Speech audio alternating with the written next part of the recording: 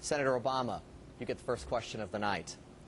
It has been nearly 6 years since 9/11.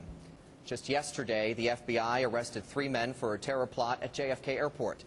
Could it be that the Bush administration's effort to thwart terror at home has been a success?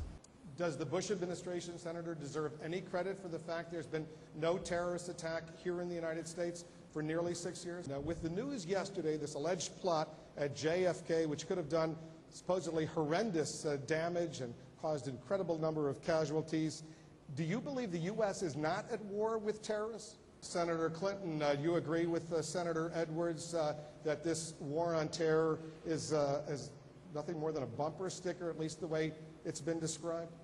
Congressman Kucinich, you voted against the Patriot Act when it was first introduced. You've since voted again against it. But some would say yesterday's plot that was described by the FBI underscores the need for precisely that kind of tough measure to deal with potential terrorists out there. Senator Biden, you are the only person standing on this stage tonight to recently vote to continue funding the troops in Iraq.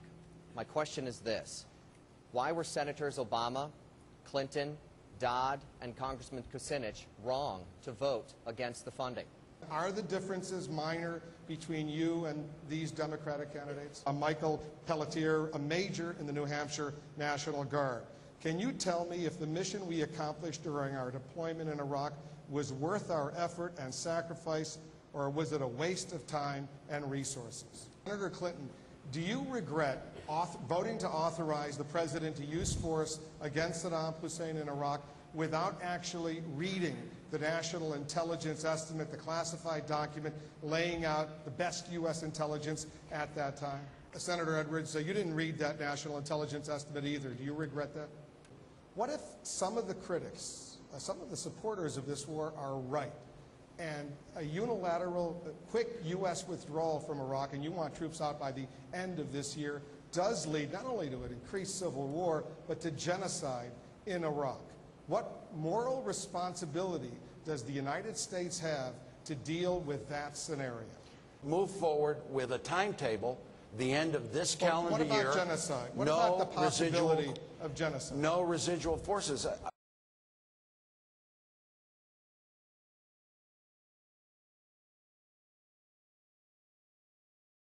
There's some things that the Bush administration has done well.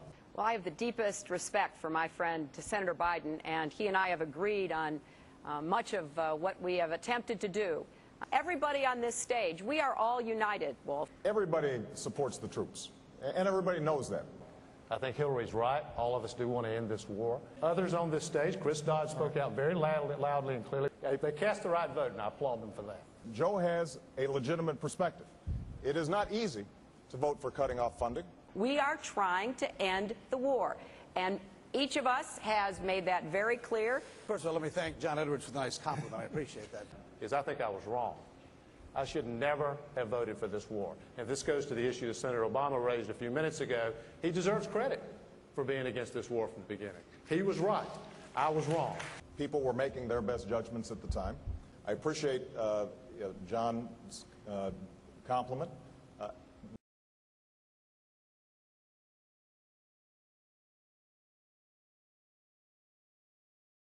We live in a more dangerous world, not a less dangerous world. What we've seen is a distraction from the battle to deal with al-Qaeda in Afghanistan.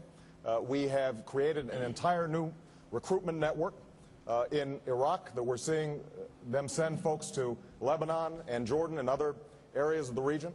Focus on the critical battle that we have in Afghanistan and root out al-Qaeda. If we do not do that, then we're going to potentially see another attack here in the United States. I will do absolutely everything to find terrorists where they are, to stop them before they can do harm to us, before they can do harm to America or to its allies. Every tool available, military, alliances, intelligence, I will use. Terrorists who are intent upon foisting their way of life and using suicide bombers and suicidal people to carry out their agenda. I cannot and will not vote no to fund them. 70% of all the injuries are caused by those IEDs. Put pressure on the Iraqi government to take responsibility and cut off aid when they won't. Given the fact that we are less safe, less secure, more vulnerable, weaker today, not stronger. Enormous turmoil. 7 Americans died today. But we have to finish the job. They gave the Iraqi people a chance for elections and to have a government. Well, it is the Iraqis who have failed to take advantage of that opportunity. Let me just be precise. The Patriot Act has undermined civil rights in this country. One of my first acts in office would be to move forward to have the Justice Department overturn the Patriot Act as unconstitutional. I want to let Senator Gravel, he hasn't had a chance to speak yet. Senator Gravel, I know you've been outspoken on all of these issues. Where, very briefly, do you disagree with these other Democratic candidates? Totally. It's just that simple. 4 of these people here will say that it's George Bush's war. It was facilitated by the Democrats. They brought the resolution up. One of them co-authored it here, standing here. And so it's sure it's George Bush's war, but it's a Democrats' war also. Now, do you want to end it? You're concerned about what's going to happen after we withdraw? Well, remember Vietnam. All the dominoes are going to fall. Southeast Asia is going to go communist. Well, how do we know what will happen? I do know this, that the insurgency is successful because the population sustains that insurgency, period. I'm urging all of my colleagues here, don't give them any more money. The money's in the pipeline right now, enough to bring the troops home. Let's end the war, and let's make this a productive evening. Senator Gravel, do you think someone who voted to authorize the president to go to war should be president of the United States? Not at all, because it's a moral criteria. And there's information coming out, Senator Durbin, Mr. Strum in his book, that really points out that these people knew that there was 2 sets of intelligence going on at the same time. And they made a political decision to vote the way they voted. A political decision that cost, stop and think, we have killed more Americans than was done on the 11th of September. More Americans died because of their decision. That disqualifies them for president. It doesn't mean they're bad people. It just means that they don't have moral judgment. And that's very important when you become president. All right, Senator Clinton, you want to respond?